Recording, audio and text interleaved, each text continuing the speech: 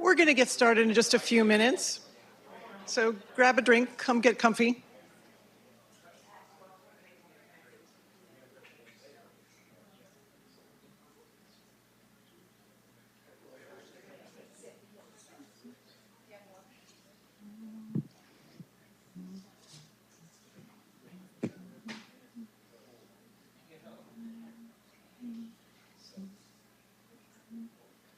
Oh, we've lost their speaker. Hang on.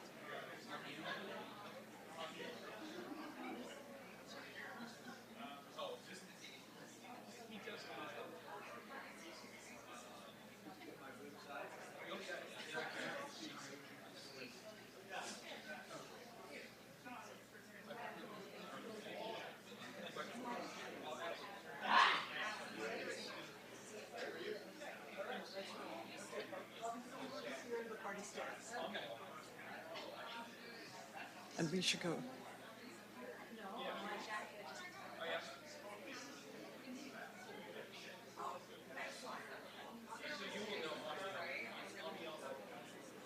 Good evening, everyone. Are we good, Vin? Yes? Good. Welcome, welcome, everyone. Grolier members in the room and online, and all of our bookish friends here and online, welcome, welcome, welcome. I'm Eve Kahn. I'm a Grolier Club council member, and it's my honor to serve on the council of a group where you can email somebody who's working on something amazing and say, would you come give us a talk? And the appointment is made and the hall is full. So exciting. I'm going to introduce our tonight's star, Rich Dana. He is Sackner Archive Project Coordinator, Librarian for the University of Iowa's Libraries, Special Collections and Archives. He holds an MFA from the University of Iowa's Center for the Book and an MLS from the University's School of Library and Information Science.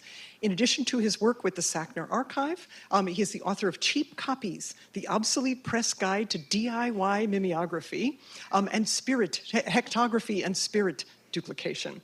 When he's not immersed in the Sackner's vast collection of concrete and visual poetry, he can be found crisscrossing the country with his dog, Winifred, in a car filled with obsolete copy machines, teaching workshops on DIY publishing.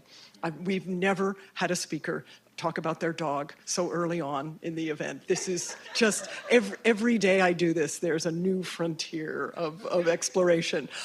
So as many of you know, Ruth and Marvin Sackner, who put together the spectacular collection that's now in Iowa, were pillars of the Grolier community, and I'm so grateful to Rich and honored to welcome you to our stage and learn about all the synergies among what Grolierites collect and where it travels and how it informs generations of artists and scholars. Thank you, thank you, thank you, Rich. Welcome to the Grolier stage.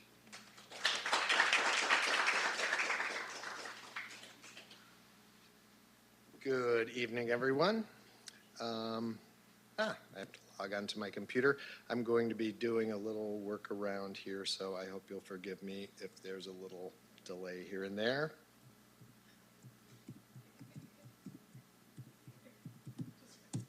Like right now. Okay.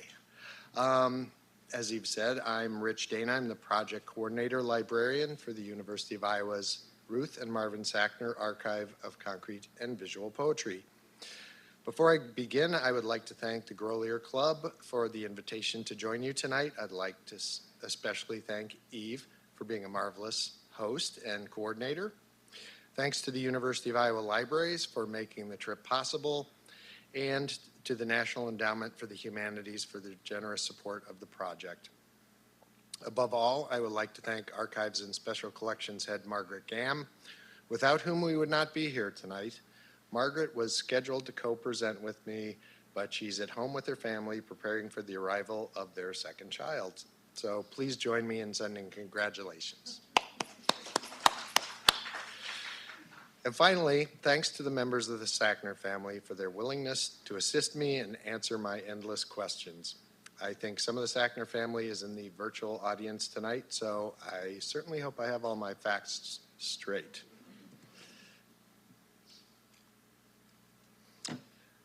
Where to begin? To say the Sackner Archive is the world's biggest collection of concrete and visual poetry is to assume that somewhere in the world there is another similar collection to compare it to. Let me assure you, I don't think there is. To make a comparison is to assume that we can all agree on definitions of what is concrete poetry, what is visual poetry, and that we even have a shared understanding of what an archive is. In fact, the Sackner Archive is a completely unique collection, not only a vast collection of original word-based artwork, artist books, rare books, and ephemera, but it also contains exhaustive documentation of the relationship between the artist and the collectors and between artists and other artists. It provides a completely unique perspective on the rise of modernism and the avant-garde through the stereoptic lenses of two obsessive, brilliant, and creative autodidacts.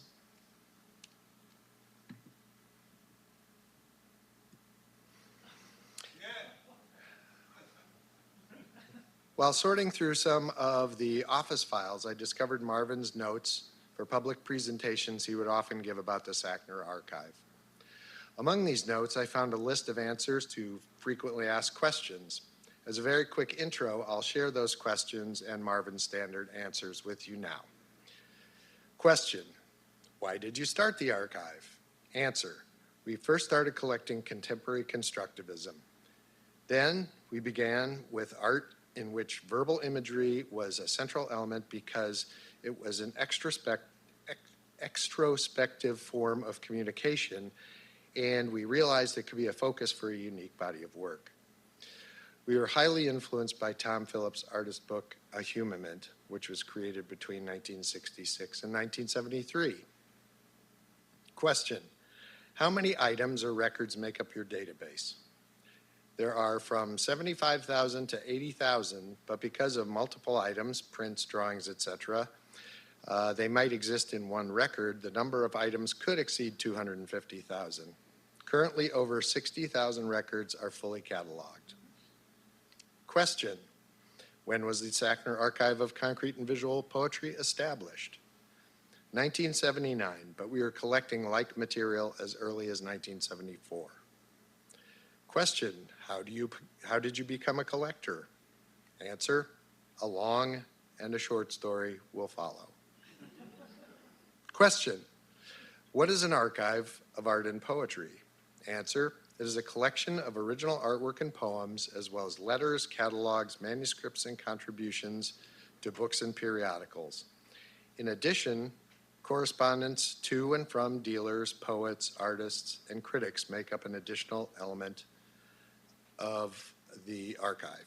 These frequently asked questions provide a few basic answers about the archive, but to understand the Sackner Archive of Concrete and Visual Poetry is to try and understand Ruth and Marvin Sackner. But before I tell you about the Sackners themselves, let's back up a step and ask the question: what the heck is concrete and visual poetry? Thank you. To many first-time visitors, the archive can be, needless to say, a bit overwhelming. I love the quote from Marvin from an interview with an arts publication called the Miami Rail. I can tell you there are a lot of people that come here and they get very nervous. And I'm talking about directors and curators because they think they know everything, and they don't. They come here and they know nothing, and they get very upset. We've had people run out of here. So, with that, I'm sure you really want to know more about concrete and visual poetry. I'm sure that many people in this room are more qualified than I to speak at length about concrete and visual poetry, but for those in the audience who may be unfamiliar with these terms, I'll try and briefly define them in a way that's consistent with the Sackner's own definitions. Concrete poetry is a contemporary term for a graphic form that dates back to ancient Greece, in which the lines of a poem create a graphic, often the outline or shape of the poem's subject matter. For instance, a poem about a butterfly might be shaped like a butterfly. The convention was revived again in Europe in the Middle Ages, and again, and it was rediscovered by Apollinaire and the Avant-garde. Late in the 1950s, it was popularized again by Brazilian poets like the De Campos brothers. The spread of concrete poetry was aided by international literary publications, and it took root again in the UK and across Europe.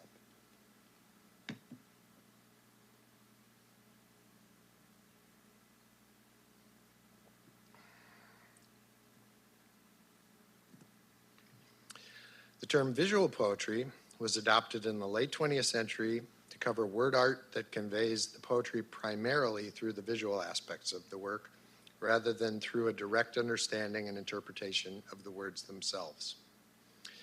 The words create symbols and imagery, and in some cases may not even be readable at all by conventional definitions of reading.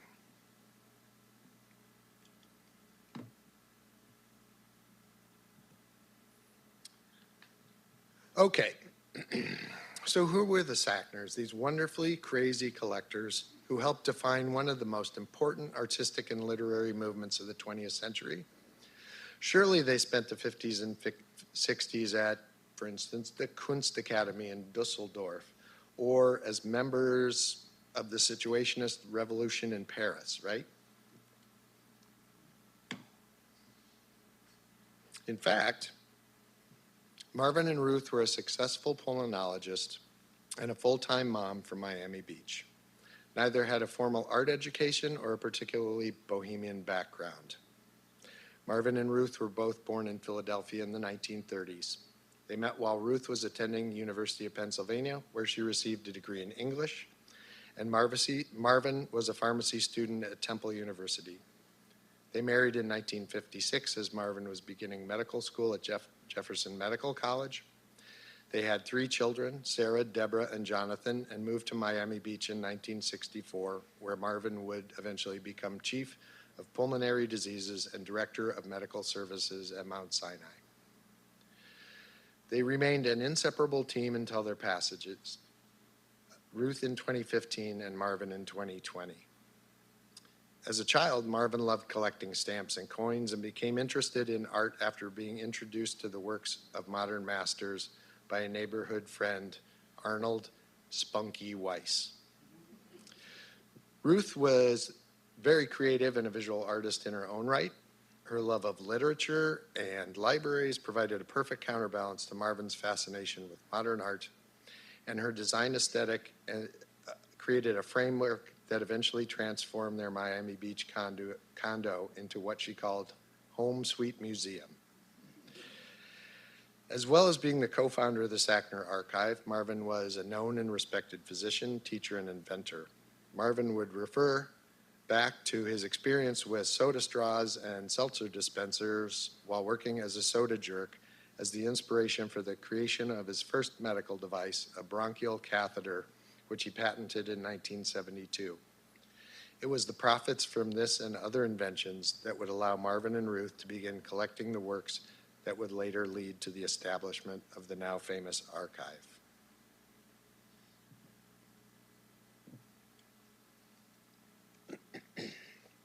Oldest daughter Sarah Sackner explained to me that even before the patenting of Marvin's first medical device, the Sackners' otherwise typical 1960s middle-class home was full of art books and posters. But it was the income from that first device and subsequent inventions that allowed Marvin and Ruth to begin collecting original artwork. Though neither read Cyrillic or spoke Russian, they loved the visual qualities of the Russian avant-garde and began collecting after reading George Ricky's book on constructivism. Traveling to international medical conferences allowed them to begin seriously exploring their passion. And that's when they encountered the work of Tom Phillips in Basel in 1975. When they first experienced his groundbreaking project, the Humament, they purchased, this is when they first experienced the Humament. They purchased their first Phillips piece, a German Requiem after Brahms, in Paris later that year. On the same trip, a French gallery owner introduced them to the early avant-garde books, and they realized that these books could provide them a more affordable alternative to the original artworks by the early 20th century artists who fascinated them. The significance of Tom Phillips in our story cannot be overstated. By taking a little-known Victorian novel called The Human Document and transforming the text to create both a different narrative and a monumental work of visual art, the British artist helped popularize a graphic style that resonated throughout the art world and popular culture. The Sackners' relationship with Tom Phillips opened them up to a whole new world of contemporary art and introduced them to the living, breathing world of concrete and visual poetry.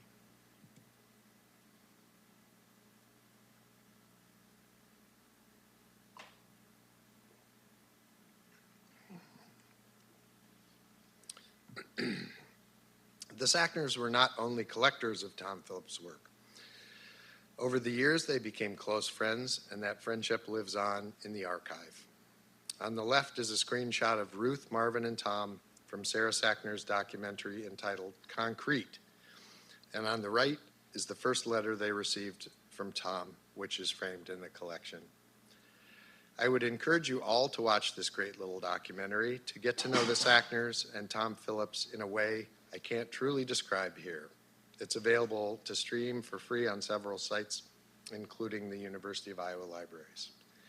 And as a side note, to my knowledge, at this point, the University of Iowa now has the largest collection of Tom Phillips originals, surpassing Phillips' own personal collection.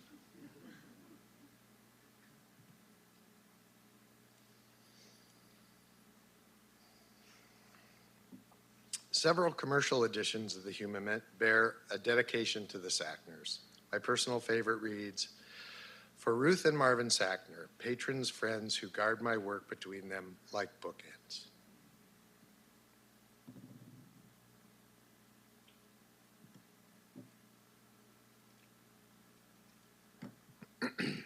In fact, shortly before his death, Tom Phillips sent a copy of his latest book, Humbert, to my boss, Margaret Gamm.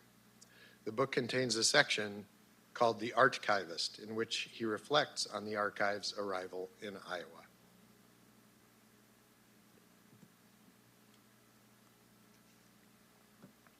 As the Sackners tell it, the turning point for them came in 1979 during a now legendary visit to Jap Rietman's bookstore here in New York City. On a dusty top shelf, Marvin discovered a copy of an anthology of concrete poetry edited by Emmett Williams and released by Something Else Press in 1967. Legend has it that Marvin exclaimed, "Ruth, this is what we've been collecting. It even has a name." The book introduced the Sackners to works of Eugene Gomringer, Dieter Roth, Bob Cobbing, and others, many of whom became mainstays of the Sackners' collection. The Sackner Archive was born.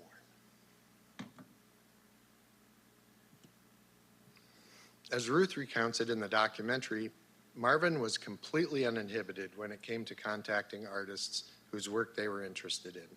He would call them up and say, "Hello, my name's Marvin Sackner, and my wife and I would like to come visit your studio." Marvin made the introductions, but often it was Ruth who created the longest lasting relationships through her amazing communication skills. It's unsurprising then that it was also Ruth who became most fascinated with mail art and largely curated the mail art portion of the archive.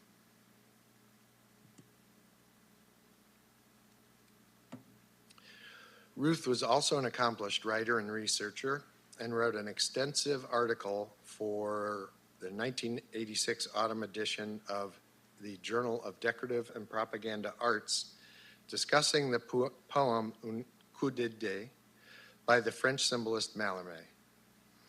His 1897 poem is considered by many to be a turning point in the history of typographic art and for the Sackners, it represented the historic headwaters of their journey. Ruth wrote that, quote, "For the symbolists, Mallarmé above all, language was endowed with a mystery of meaning that increased with the number of different directions in which each word could point. Particularly in Un coup de dé, the work of Mallarmé exemplifies visual poetry and musical scoring sensibilities."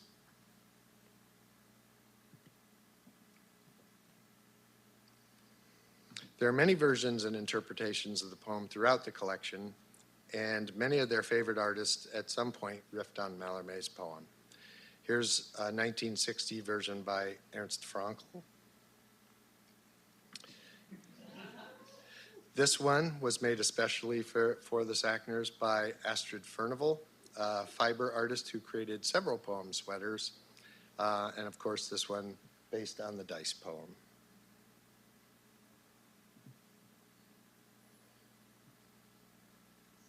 And of course, it wouldn't be complete without a Tom Phillips. Tom Phillips got into the act in 2003 with "A Throw of the Dice Will Never Do Away with Chance." I find that the Mallarmé-inspired works are particularly good teaching tools. Looking at the evolution of this piece and all of the iterations is useful when a visitor or student looks at an object in the collection and asks, "How is that a poem?"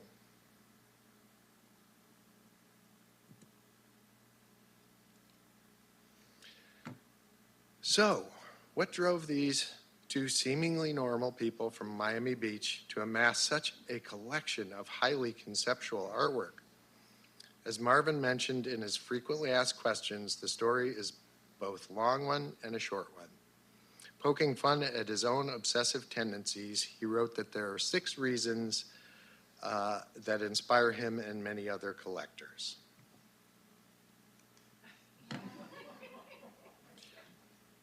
Avarice. I have the best toys in my closet. Ego. I'm the best at my vocation, and I should be the best at my avocation. Philanthropy. I want to be remembered for my cultural contributions to humanity. Intellectual curiosity.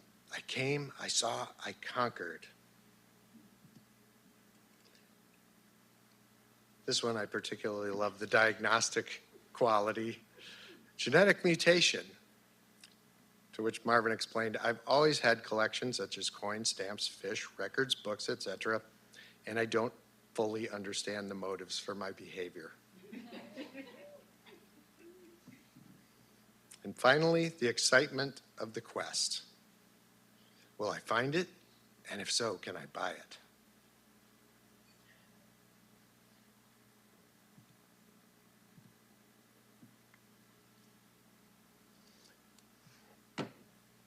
After just 5 years of official existence, in 1984, these motivations had grown the Ruth and Marvin Sackner Archive of Concrete and Visual Poetry into an astounding collection. They published their first database of sorts, a massive bibliography that is not only a remarkable document, but has become highly collectible, considered by many to be in itself an artist's book.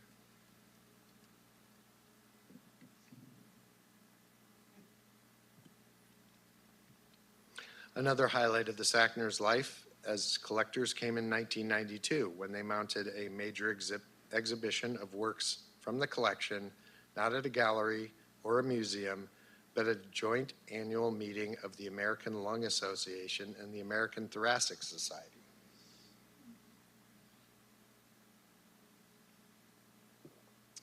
The Beauty of Breathing featured a catalog including 164 works, many of which were commissioned by Marvin and Ruth for this specific show. Sorry, there's the catalog.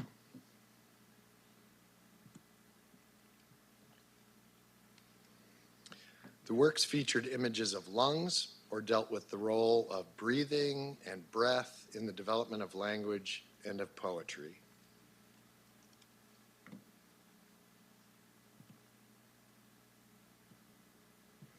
course, Tom Phillips was among the artists to show, drawing on his formal education in British history and ancient languages.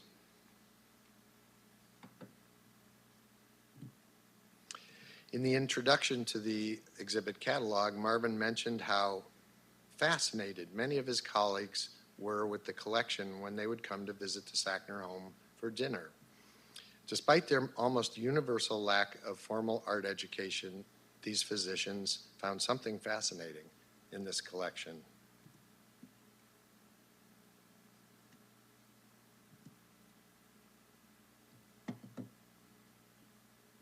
Oops, sorry, one moment, please.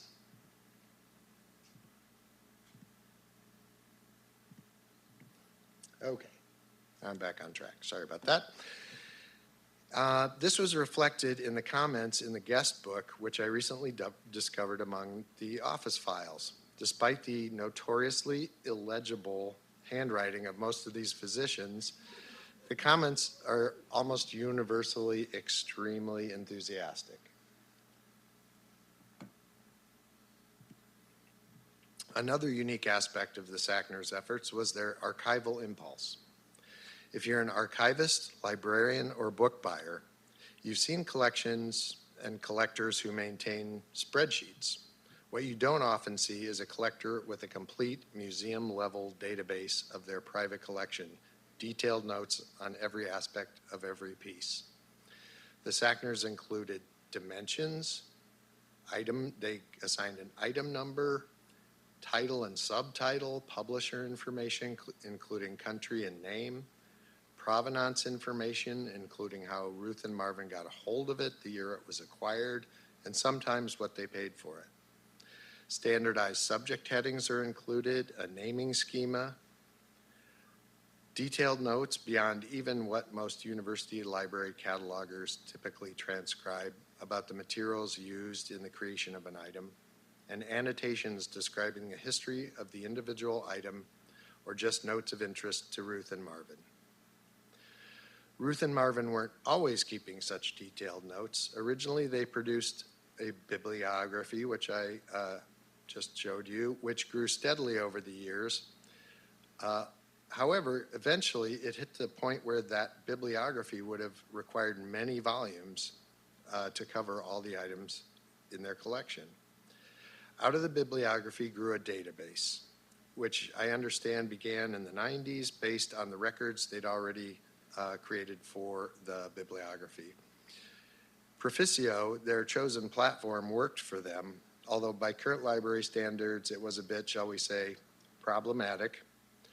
The bulk migration of their records into our modern archival system, ArchiveSpace, was a monumental task for Beth Cox, who is our Director of Cataloging, Metadata, and Digitization, and her team. And here I must pause and sing the praises of Beth and that team because the end result was amazingly coherent and usable. I'll speak a little bit more about that shortly. The database is a testament to Ruth and Marvin as curators and archivists, even without any professional training. They kept records, they built systems, they maintained a tight collection scope. In doing so, they built something truly remarkable.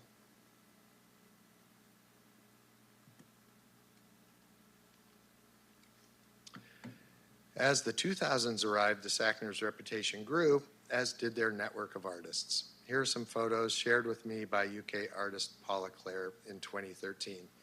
And you can see in the photo on the right, she's holding her coveted copy of the bibliography.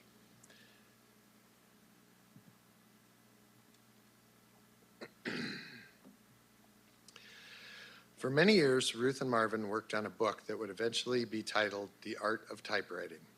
The monumental work, one of the most authoritative works on the topic, provides 600 examples of typewriting by more than 60 artists. Sadly, the work was published just one day after Ruth passed away in her sleep at age 79. Ruth and Marvin had planned to sign each copy themselves, but Ruth's signature could only appear rubber stamped, mail art style, along Marvin's handwritten one.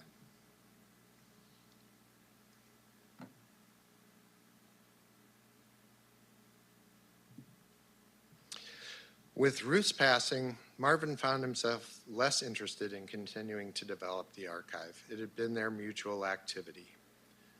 Marvin worked on the bibliographic records, but was no longer interested in doing as much work as he once had.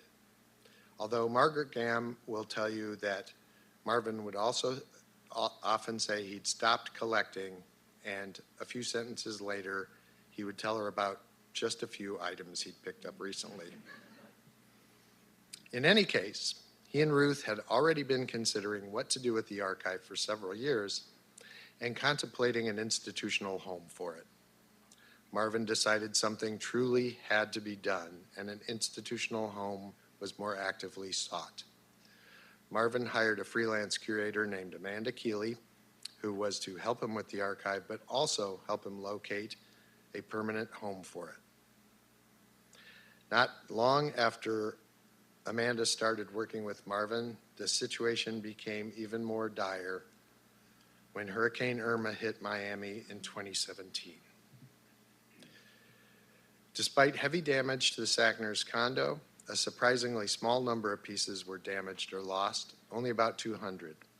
Several of these eventually made it to Iowa anyway, because while they were considered a loss by insurance standards, they were salvageable by library standards for research purposes. Unable to find an institutional home for the massive archive on short notice, but needing to get it out of Miami, Amanda and Marvin settled on moving everything to a art storage facility here in New York in Long Island City.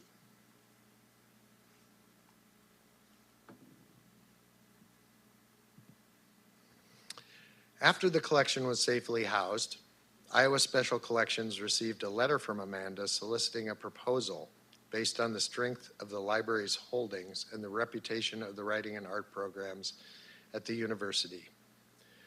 Margaret and Dada curator Tim Scheip responded and expressed interest, but all they could suggest was a 5-year loan, giving Special Collections enough time to use the collection for instructional purposes.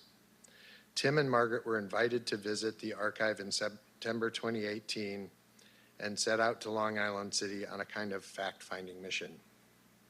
Thinking that they were going to negotiate a loan, Marvin cut the conversations short by stating, "Actually, I just want to give it to you." Tim and Margaret left Long Island City in shock. They were being offered the entire archive, not just for 5 years, but forever.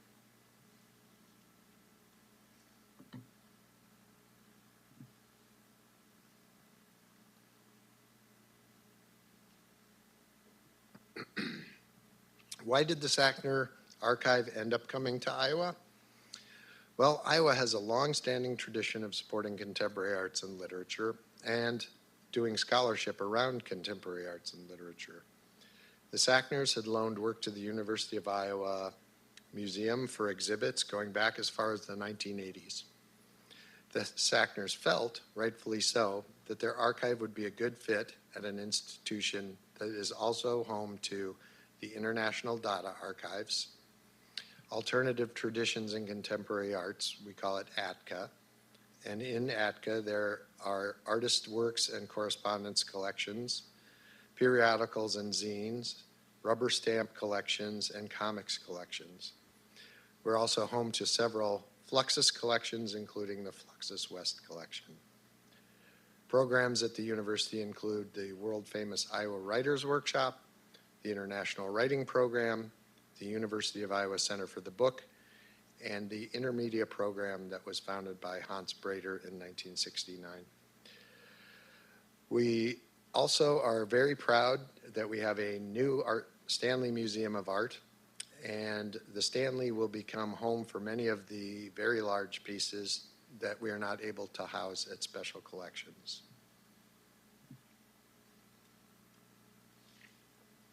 In 2019, 2 semi-trailers carrying the first load of the archive arrived at the University of Iowa. Additional smaller shipments would arrive in the years to follow. The third floor of the University of Iowa Main Library, which houses special collections and the library school classrooms, was closed to the public for 2 days, while pallet after pallet came up to the main hallway where items were unpacked by a team of librarians and conservationists. Virtually every member of the Special Collections and Conservation Department was enlisted to get all of the work out of the boxes and into secure areas in the stacks. Because of the emergency move to Long Island City and then a second move back to Iowa, there were virtually no accurate packing lists. And Amanda Keeley, along with the Iowa curators, did their best to make sense of what we actually had. The monumental task of identifying and housing the collection began, and then COVID struck. Work ground to a halt as the library administration and department heads tried to figure out how to continue working while maintaining a safe work environment. It was during this period that I began working, socially distanced of course, on identifying the hundreds of book objects on the shelves.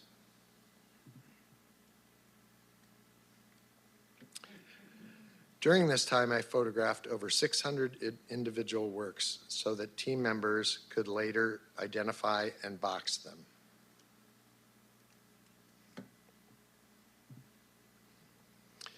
Assistant Conservator Beth Stone devised a system of photo labels based on these photographs that were put on the boxes to aid librarians in finding the items while we waited for the migration of the Sackner's database into our own archive space management platform.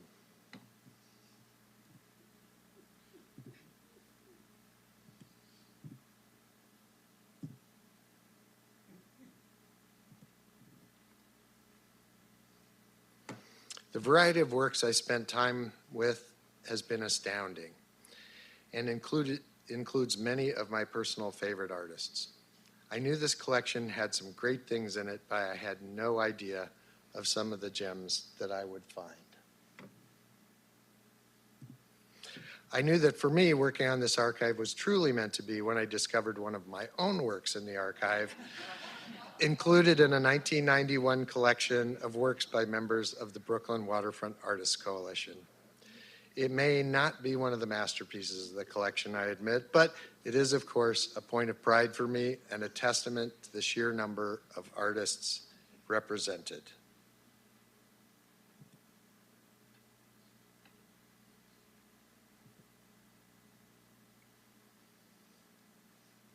Another personal note that I'd like to share. During COVID, I also spent time publicizing the archive by writing blog posts for the Special Collections website. I spoke by phone several times with Dr. Sackner, and he was incredibly friendly and generous with his time. At one point, our conversation wandered off into my research into the aesthetic connections between avant-garde and underground copier artists and their possible connections to science fiction fanzines of the 1930s and 40s.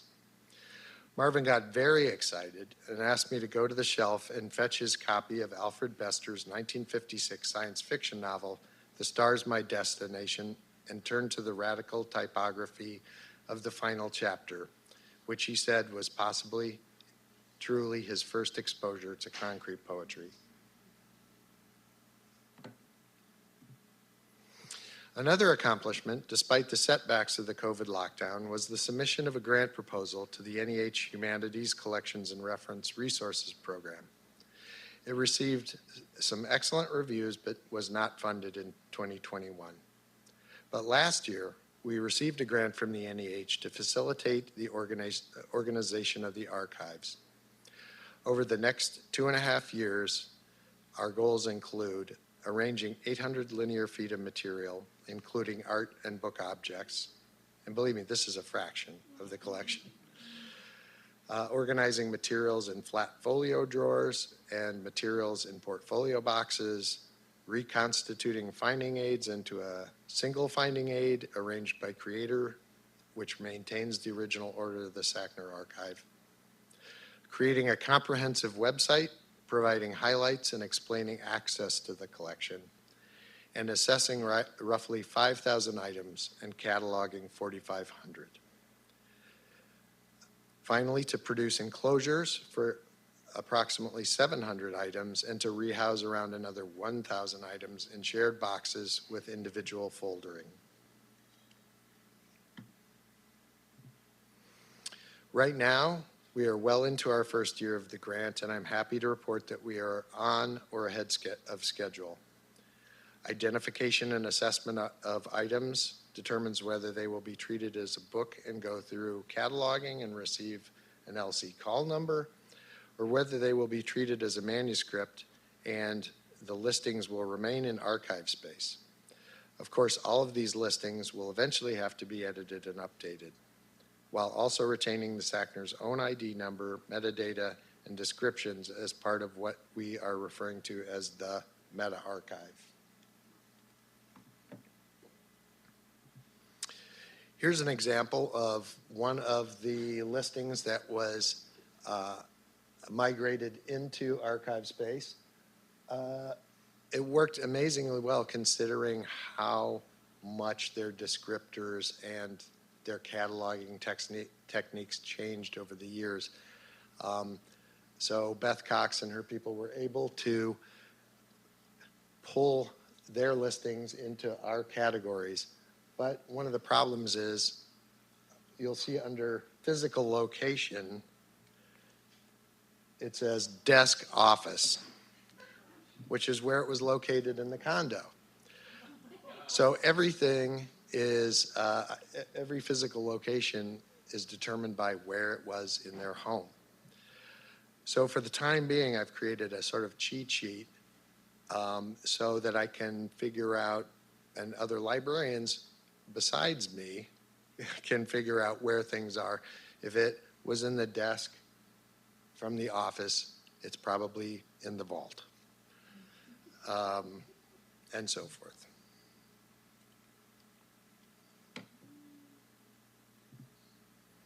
Items previously stored in these flat portfolio boxes are being folded and boxed and assessed for special treatment by conservation.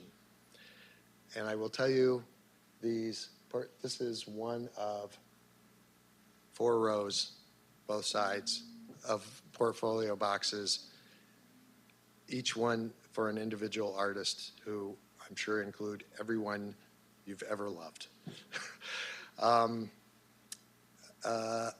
Among the treasure troves that I've kept near my desk are Ruth's files, which often contain correspondence with artists that shine a light on some unknown areas for me.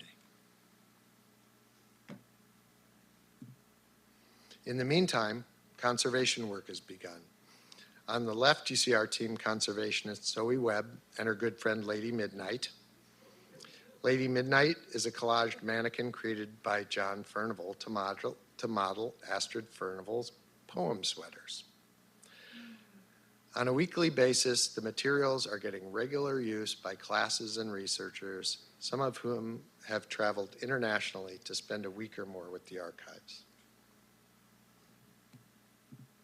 So, what's next?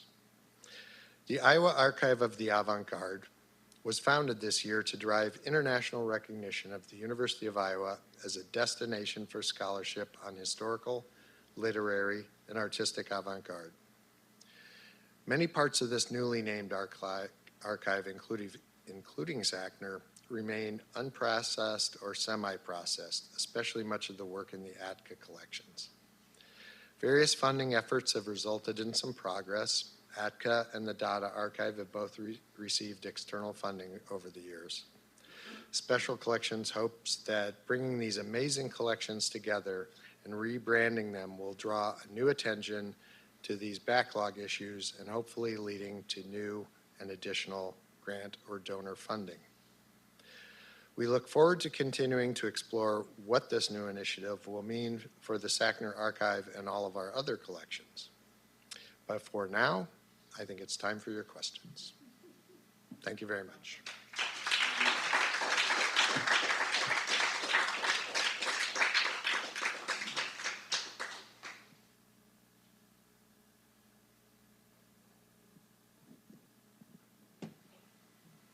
So where did they draw the line? What's right? What's a uh, What's a book and what's a what's a manuscript? what? It had to have words on it. What were their parameters before they bought something? It had to have some sort of letter-like marking on it. No, I mean, we ask ourselves this all the time, and because some artists may, a book artist may have also made something that wasn't books, they might also decide they wanted to collect that person's other work. So, yeah, it's a little maddening at times, and we finally had to, looking at each piece on an individual basis was just, the way, that way leads to madness, So I have started to look at works as if they weren't part of the Sackner collection and we had acquired them individually. And from a curatorial standpoint, would we catalog this as a manuscript? Or would we catalog this as a book? And trying to sort of stick to that rule in general works pretty well. But of course, I mean, there are big canvases, huge collages, pieces of sculpture. So the rules change every day.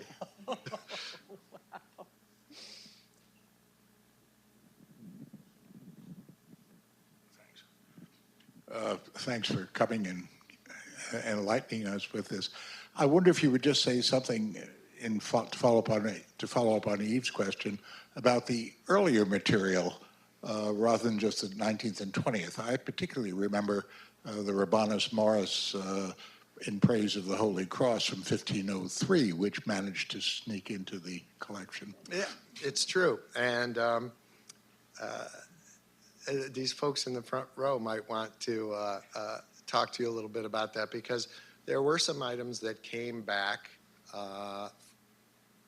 some items that were not able to go to auction or were not sold at auction because of COVID, and they eventually came back to the University of Iowa that are definitely not 20th century pieces of word art.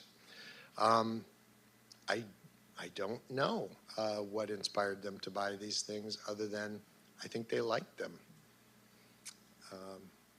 And of course, they started with the avant-garde work, which they were looking more at paintings, prints, and things that were not necessarily typographic.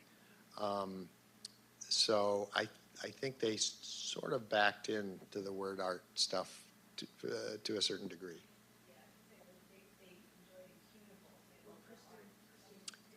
Oh, yeah, sorry, I have the mic. I have a question. And Christine, could you introduce yourself too for the virtual audience? Yeah, so I'm Christine Vonderland. I handled a portion of the material, the Sackner collection that came to auction. And a lot of those were either duplicates and material that they felt, didn't add to the fuller scope of the collection, and could be put on the market and to have people enjoy the Sackner collection as part of their own. And that did include incunables. We had a small collection of incunables. This is Glenn Long, who actually helped organize that. My name is Glenn Long. I've known Marvin and Ruth since 1980 because I appraised their Russian avant-garde collection, which they used primarily to finance this collection. But when they were collecting Russian avant-garde is when they discovered the letter aspect of contemporary Russian art, and that began to move Marvin in this direction. There was no limit as to what interested them. It didn't matter when. The book that he referred to as his first acquisition or his first interest in the subject, he bought the entire shelf because, oh, it's all about the same thing. So I guess I'll get it all. This was Marvin's general motivation, and I watched it for 40 years. Until Ruth's passing, when it was discovered that we had to deal with her estate, and the collection had never been independently appraised, which fell on my shoulders. So I've got still 25, 30 files, you know, with the old collection numbers in them. So do not lose those numbers. Don't worry. Your secrets are safe with me. Thank you so much, Glenn and Christine. That was wonderful. What was their perception of the humble postcard among and between visual word artists? There are, I would have to estimate, 30 portfolio boxes of artist postcards and 2 file cabinets full of exhibition cards. Thanks. So yes, they not only loved the artist-made cards, but they also recognized the value of the exhibition cards and the things created to promote the artist's work. So, Okay, thank you.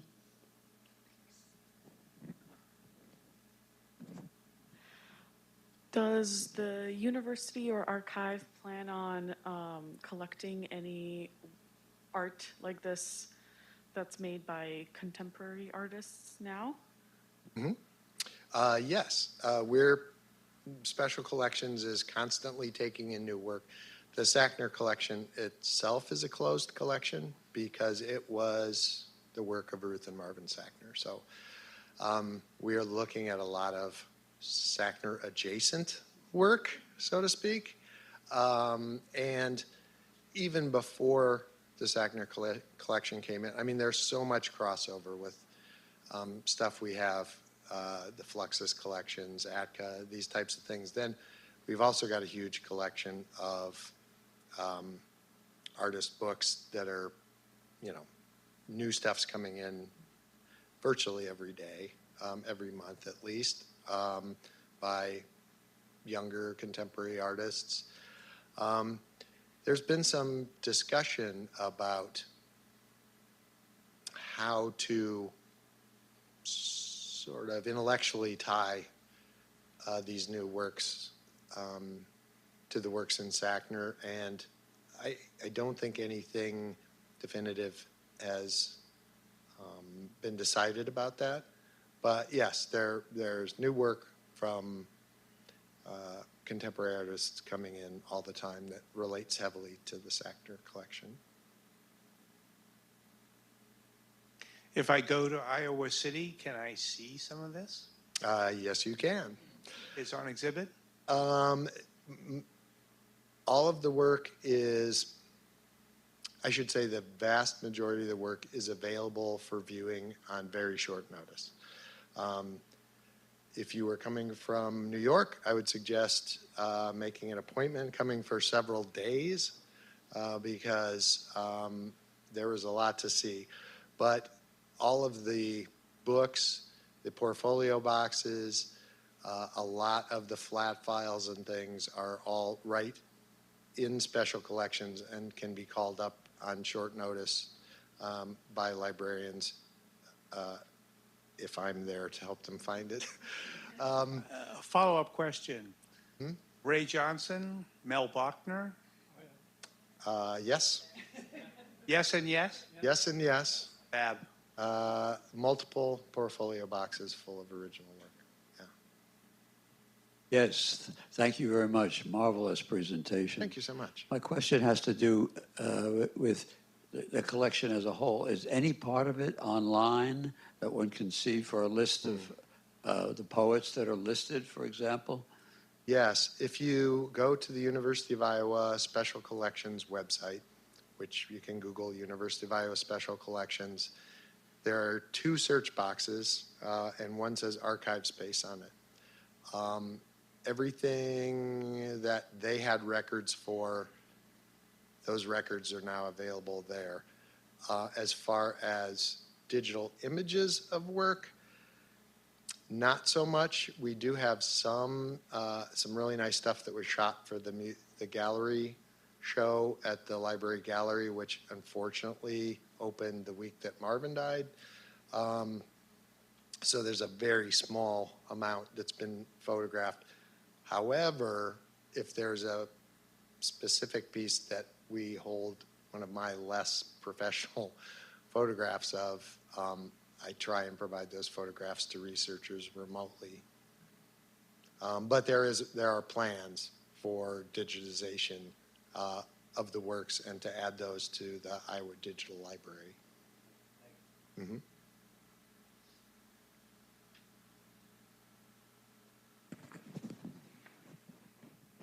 Thank you. It was a fantastic presentation. I'm very interested in the fact that the university took the collection, even though it was obviously in the end a gift. It's a gift with many, many, many responsibilities and financial requirements. And it's extraordinary, I think, and to your enormous credit, that it was in fact kept as a collection by an institution. And it's unusual today for that to happen. So first of all, congratulations on that.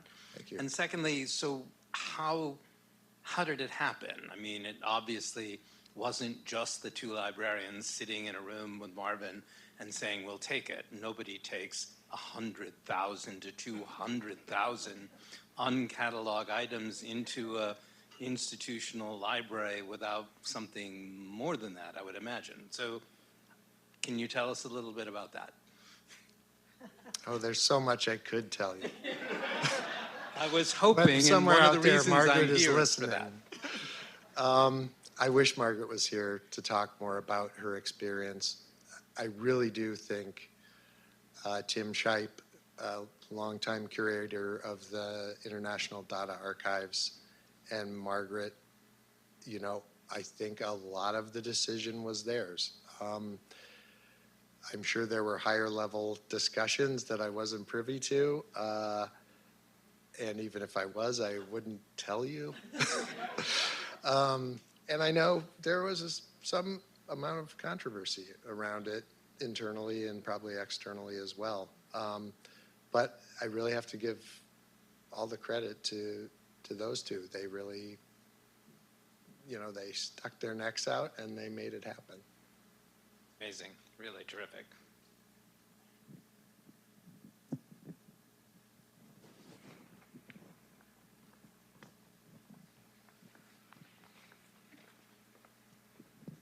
Thank you. That was fantastic. Thank you. I'm a PhD student in literature, and I'm hugely into visual poetry, so this is very relevant for me. Slightly off topic, but I think it goes back to the beginning. So in the end, you mentioned the avant-garde collection that is developing at the moment at Iowa. What is the definition of avant-garde in that collection? Oh, God.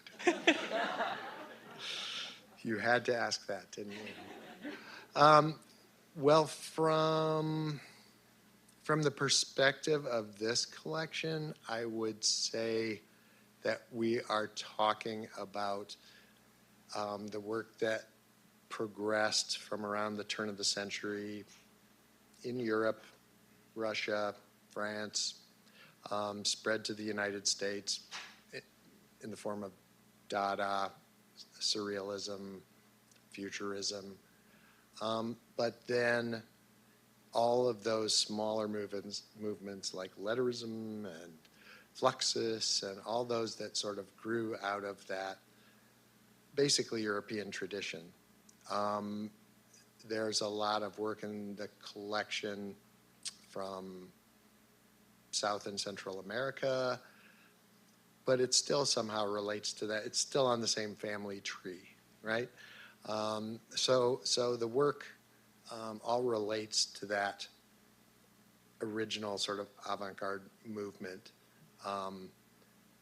with a lot of, while casting quite a wide net. Sure.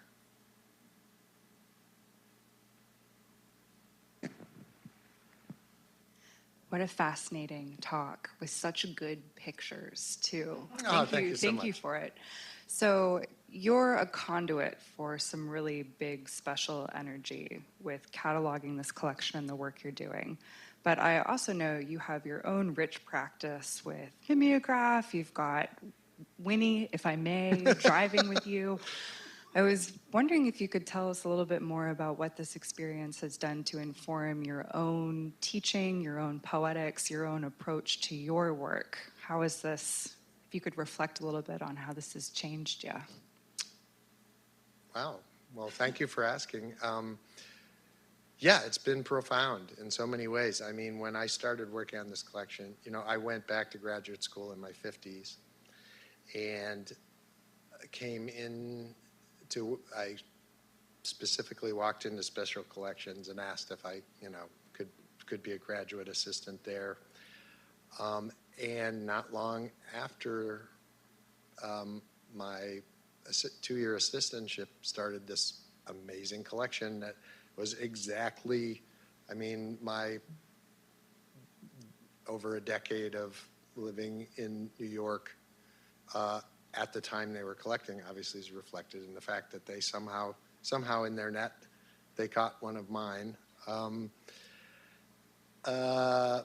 But it, working with the collection really showed me a lot, or it reinforced a lot of what I was thinking about copier art and analog copiers, pre-digital copying, and sort of the cultural impact of that. So I'll stop there because otherwise I'll go on and on.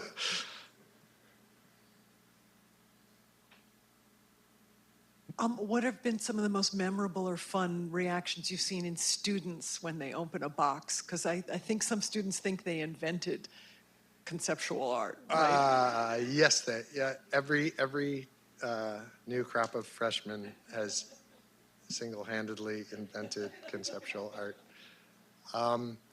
Yeah, there are some crowd favorites, I would say.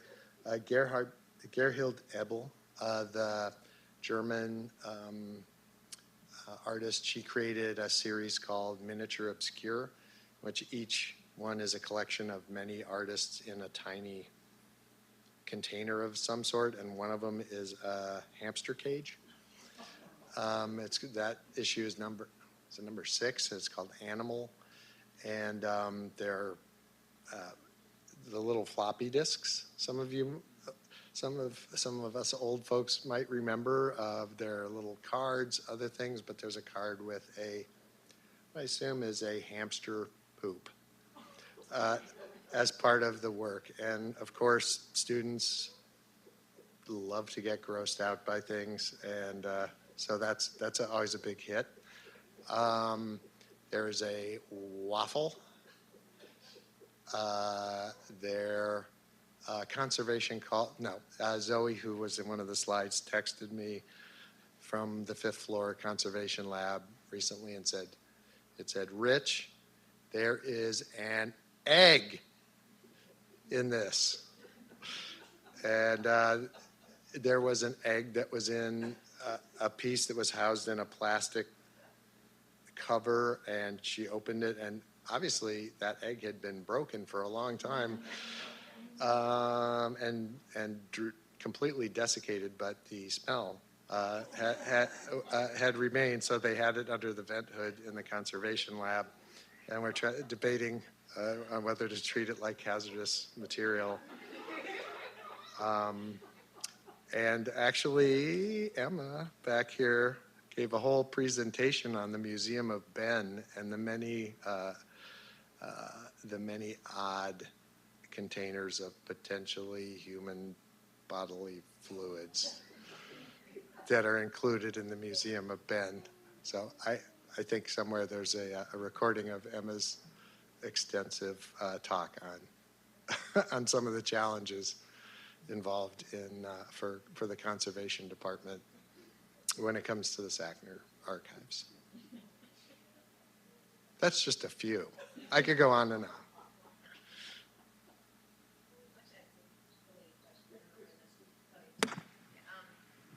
I think you alluded to it before and just now, but have professors used the collection? Has it already been used for lessons, and how has that? Oh yeah, been done? It's gotten so much use from classes. In fact, I have to be a little careful about how much use it gets from a handling perspective, because we are teaching library, the students get to handle virtually everything at special collections, and a lot of the Sackner stuff is really interactive. So you want them to fully engage with it. So yeah, we've had a lot of creative writing instructors. We had printmaking, photography classes that have come through. I've had students do final projects and, looking at using the collection for their theses. And then, like I said, we've had some international scholars coming from the UK and France to spend extensive time with the collection. Just 2 weeks ago, we had our second round of a creative writing and translation seminar that last semester and this semester. Each time they brought 3 sections of 15 or more students, and we had 3 different rooms in the library setup with enough, 15 or more pieces from the collection in each room for each group. So actually you saw the slide of the big group of students in the reading room. So yeah, I get a lot. We've had a lot of instructors from other colleges regionally bring their classes, field trips. It's getting a lot of love, and it's really exciting. Yeah, it's really great. Yeah, absolutely. It's all worth it. I promise. Well, thank you all. Thank you all for coming.